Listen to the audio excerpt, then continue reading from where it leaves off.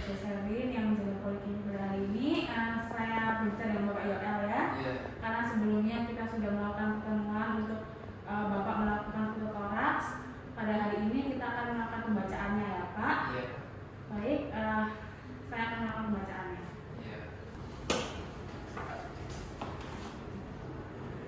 Baik Bapak, pada hari ini saya akan melakukan pembacaan terhadap gambaran toraks Bapak dengan proyeksi PA ya Pak. Untuk yang pertama saya akan melakukan pembacaan kelayakan gambar radiografi pada toraks Bapak. Untuk yang pertama, penetrasi sinar X-nya Bapak ini cukup ya Pak. Detail vertebra torakal bagian atas masih tampak samar di belakang jantung. Ini menandakan eksposur cukup, tidak terlalu gelap maupun tidak terlalu terang ya Pak. Lalu untuk rotasinya simetris ya Pak, klavikula kanan dan kiri sejajar terhadap kolumna vertebra, posisi tubuh pasien artinya lurus ya.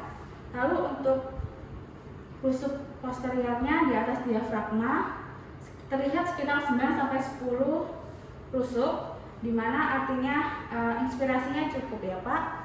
Lalu selanjutnya untuk ukuran jantung proporsional, tidak terlalu pembesaran akibat jarak dari sumber atau filum. Lalu selanjutnya untuk klavikula berada pada posisi normal tanpa elevasi berlebihan, menandakan posisinya yaitu tegak lurus atau PA. Lalu untuk selanjutnya untuk seluruh lapang dadanya sendiri, seluruh area paru dan diafragma tampak lengkap, tidak terpotong. Maka dari itu kesimpulannya dari teknis ini radiografinya layak untuk dibaca ya Pak. Lalu selanjutnya saya akan menjelaskan mengenai temuan radiologisnya. Untuk yang pertama, ukuran jantungnya normal ya Pak, kurang dari 50%. Lebar jantung sekitar setengah lebar toraks, tidak tampak kardiomegali juga. Lalu selanjutnya untuk aorta dan mediastinum superior tidak melebar, kontur mediastinum halus dan tidak melebar ya Pak. Lalu selanjutnya untuk posisi trakeanya sendiri berada di tengah.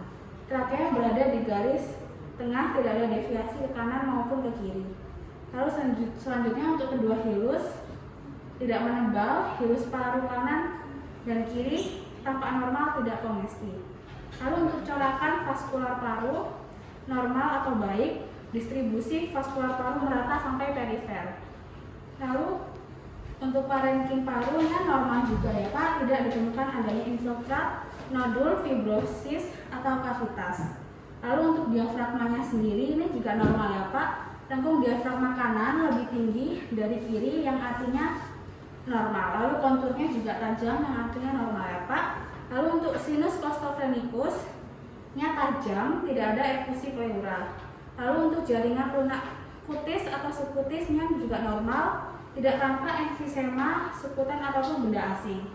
Lalu untuk tulang-tulangnya intak ya Pak, tidak ada tanda fraktur iga, klavikula maupun skapulanya.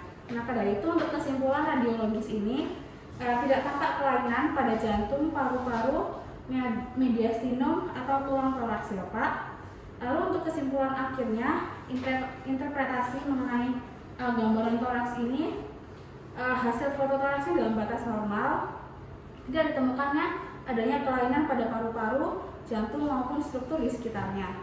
Lalu tidak tampak tanda infeksi paru, tidak ada efusi maupun pembesaran. Lalu juga posisi trakea dan diafragmanya juga normal ya Pak. Maka dari itu kesimpulannya adalah toraks dalam batas normal ya Pak, tampak normal. Baik Pak, untuk kesimpulannya hasil fototoraks Bapak semuanya dalam batas normal ya Pak. Tidak ditemukan adanya kelainan pada paru-paru, jantung maupun struktur di sekitarnya. Tidak tampak tandanya adanya infeksi, tidak ada efusi maupun ada pembesaran ya Pak. Lalu untuk posisi trakea dan diafragmanya normal. Jadi kesimpulannya toraksnya dalam batas normal ya Pak. Apakah Bapak ada pertanyaan? Tidak. Baik Pak, terima kasih, sehat selalu. Ya.